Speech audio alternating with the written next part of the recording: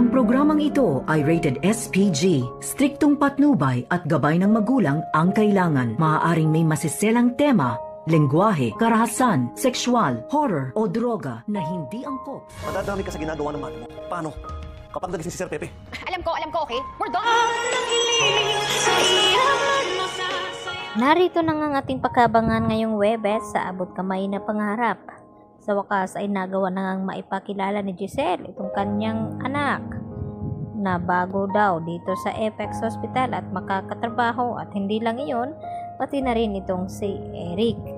At tila hindi naman nagustuhan dito ni RJ ang ginawa nga ng kanyang kapatid na si Giselle, dahil hindi daw ito kumonsulta sa kanya bago bigyan ng posisyon sa Apex itong si Eric. At hindi nagtagal ay pumasok na rin dito si Eric sa conference room kung saan nag-uusap itong dalawang magkapatid. At dito naman na sinabi ni Eric sa kanila na qualified naman daw itong si Eric sa ganong posisyon dahil sa may hinahawakan daw siyang ospital sa Amerika. At tila hindi naman makampante itong si RJ sa sinabi ni Eric, at maya-maya din ay tila nakipagbati na rin itong si RJ dito nga kay Eric. Samantala, pinatawag naman ni Dr. Carlos Benitez itong si Annalyn upang makausap tungkol dito sa memo na ipinadala nga dito ni Hiroshi.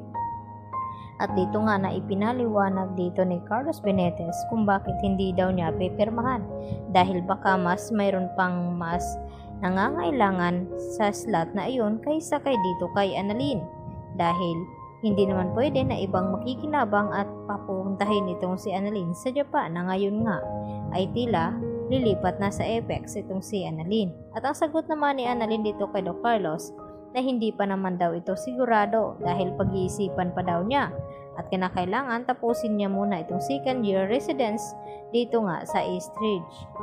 At dito naman na hindi na kumbinsi ni Annalyn itong si Doc Carlos at nagmamatigas pa rin na pipirmahan ito nga ang slot na para sa kanya. Kaya naman, hindi nagiging maganda itong mood dito ni Annalyn nang maabutan ito ni Harry at dito ni Doc Lyndon Javier. At may dala din pagkain na galing nga kay Regan. At dito naman na sinabi ni Doc Lyndon na iniisip pa rin ba ni Annalyn ang tungkol sa Japan. At dito naman na sinabi ni Annalyn na parang unfair nga itong si Carlos Benitez.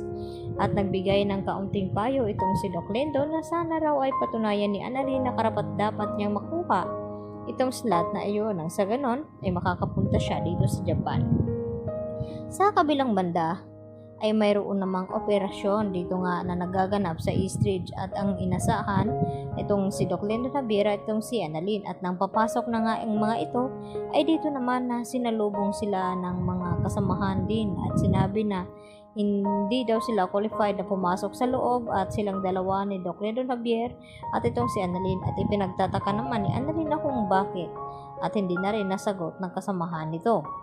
At maya-maya din tumawag naman itong si Carlos dito kay Zoe upang ipaalam na baka madadama itong kanyang anak sa mga pinaggagawa ni Moira, at nalaman niya na nasa Japan nga ito.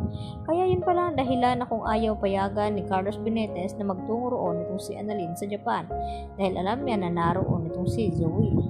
At dito naman sa hindi inasahan ay narinig mismo dito ni Annalyn nang papalabas na sana siya ay dito naman hindi inaasahan na napadaan siya na may kausap nga sa cellphone nitong si Doc Carlos Benitez. Ang kausap nito ay Zoe, at narinig niya na baka kapag nagising daw itong si Don Pepe ay baka makukulong itong si Zoe at maradamay sa mga pinaggagawa ni Moira. At nagulat itong si Annalyn na kung bakit nasangkot ang pangalan ni Zoe sa sinabi ni Doc Carlos Benitez. Yun pala ang dahilan na kung bakit hindi pipirmahan ni Carlos Benitez itong slot na para sana dito kay Annalyn. Kaya magkakaalaman na nga ba na ngayon nga ay tila natatakot na itong si Carlos Benitez na madamay ang kanyang anak.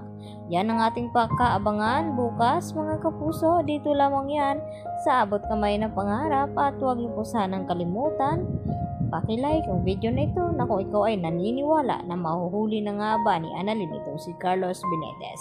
Yan lang po, at hanggang sa muli. Bye-bye!